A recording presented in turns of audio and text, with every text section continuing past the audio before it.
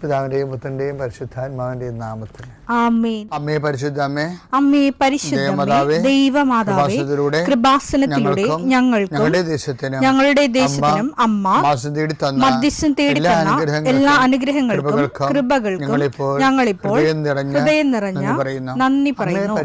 അമ്മേ പരിശുദ്ധമേ, ദൈവമാതാവേ, 2004 ഡിസംബർ 7 ഉച്ചകഴിഞ്ഞ് 2:30 കൃപാസനത്തിൽ സംഭവിച്ച അമ്മയുടെ പ്രത്യക്ഷപ്പെടലിനെ കുറിച്ച് തിരുസഭയ്ക്ക് സമർപ്പിച്ചിരിക്കുന്ന പഠനരേഖകളുടെ മേൽ സഭാത്മകമായ പഠനം ആരംഭിക്കുവാൻ ഞങ്ങൾ പ്രാർത്ഥിക്കുന്നു. അമ്മേ പരിശുദ്ധമേ, ഭൂസ്വർലോകങ്ങളുടെ രാജ്ഞിയായ അങ്ങേയ്ക്ക് ഭൗമസംരക്ഷണത്തിനായി പ്രപഞ്ചപ്രകൃതിയെ തന്നെ തിരുസഭ പ്രതിഷ്ഠിക്കുവാൻ ഈ പ്രത്യക്ഷീകരണം വഴി ഇടയാക്കണമേ. പരിശുദ്ധമേ, ജപമാല മാതാവേ, സകല കൃപാസനം പ്രാർത്ഥനയോടും ചേർത്ത് ഞങ്ങളിപ്പോൾ പ്രാർത്ഥിക്കുന്ന ഈ കുടുംബത്തിന്റെ പ്രത്യേക നിയോഗം പറ മക്കളെ.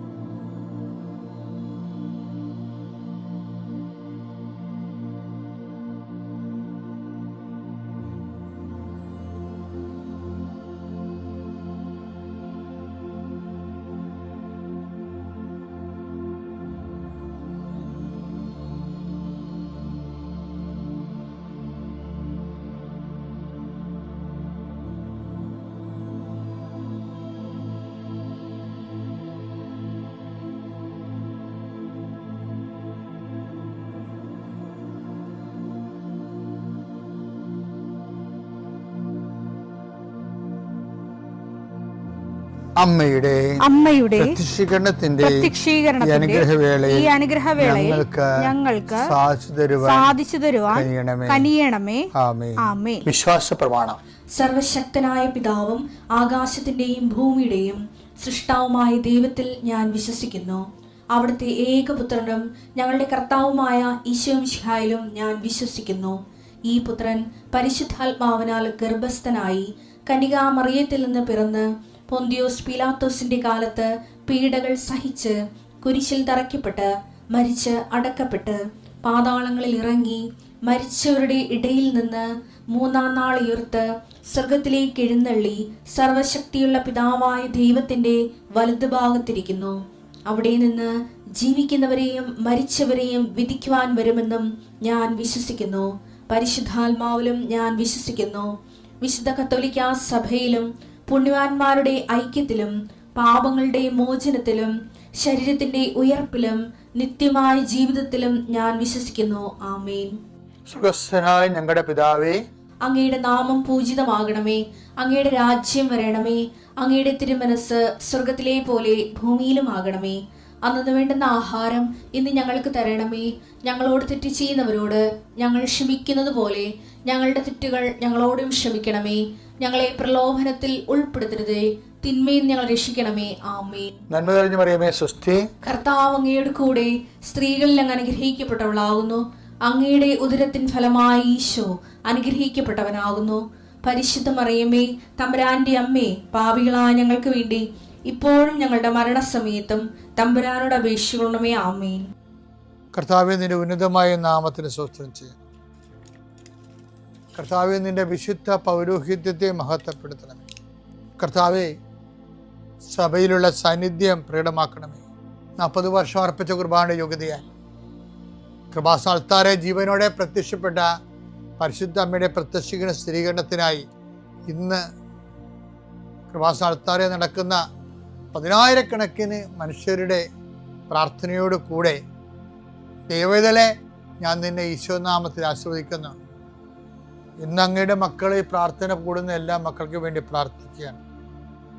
കർത്താവെ, മനസ്സ് വേദനിക്കുന്ന എല്ലാ വിഷയങ്ങളും, അവരുടെ മനസ്സ് വേദനിപ്പിക്കുന്ന എല്ലാ വ്യക്തികളും ഇപ്പോഴും ഈശോയുടെ നാമം നിർവീര്യമാകട്ടെ.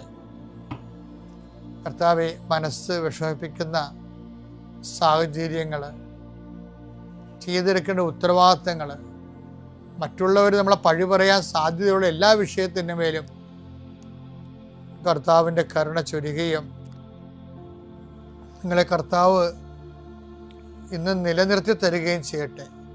നിങ്ങൾ പോകുന്ന വഴികൾ, കണ്ടുമുട്ടുന്ന വ്യക്തികൾ, ചെയ്യുന്ന കാര്യങ്ങൾ, യാത്ര ചെയ്യുന്ന വാഹനങ്ങൾ, ഒപ്പിടുന്ന പേപ്പറുകൾ, കൈമാറുന്ന രേഖകൾ, കഴിക്കുന്ന മരുന്ന് എല്ലാം മാതാവിൻ്റെ മധ്യസ്ഥതയിലെ യേശുനാമത്തിൽ അനുഗ്രഹിക്കപ്പെടുകയും നീ ദൈവത്തെ അനുഭവിക്കാൻ ഇന്ന് നിന്നെ സഹായിക്കുകയും ചെയ്യട്ടെ.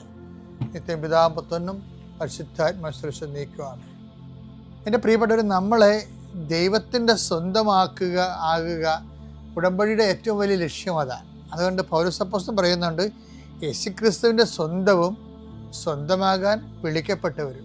റോമ 1:6 യേശുക്രിസ്തുവിന്റെ സ്വന്തമാകാൻ വിളിക്കപ്പെട്ടിരിക്കുന്ന നിങ്ങളും അവരിൽ ഉൾപ്പെടുന്നു. അപ്പൊ യേശുക്രിസ്തുവിന്റെ എന്ന് പറഞ്ഞ ആ ബന്ധം എന്ന് പറയുന്നത് സ്വന്തം എന്നുള്ള ഒരു ബന്ധമാണുള്ളത്.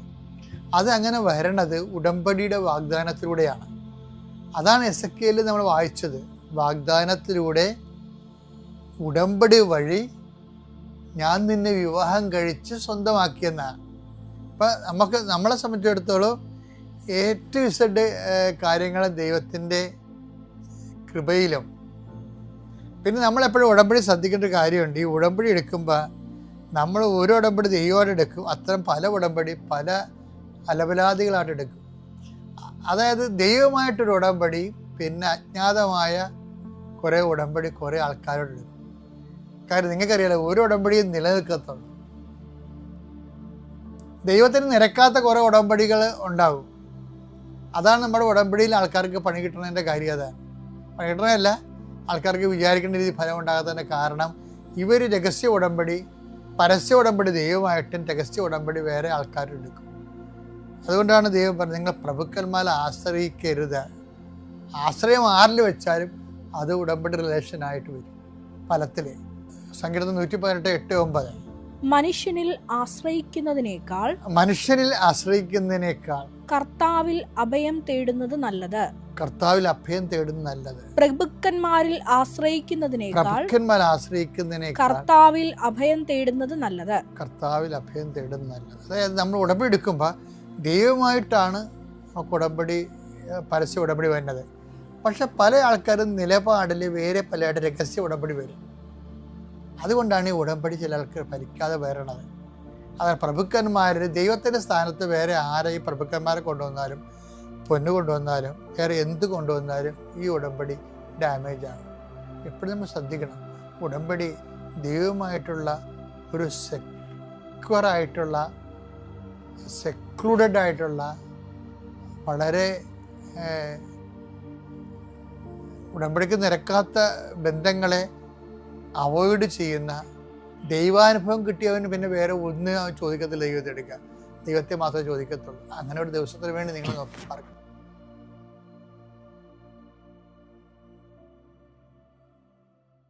അത്യപൂർവ ദൈവാനുഭവങ്ങൾ ഇനി നിങ്ങൾക്കും സ്വന്തം. ഈ യൂട്യൂബ് ചാനൽ ഇതുവരെ സബ്സ്ക്രൈബ് ചെയ്തിട്ടില്ലെങ്കിൽ ഇപ്പോൾ തന്നെ സബ്സ്ക്രൈബ് ചെയ്യുക. ഈ വീഡിയോ ഇപ്പോൾ തന്നെ നിങ്ങളുടെ സുഹൃത്തുക്കൾക്ക് ഷെയർ ചെയ്തുകൊണ്ട് കർത്താവിന്റെ പ്രേക്ഷിതരാകുക.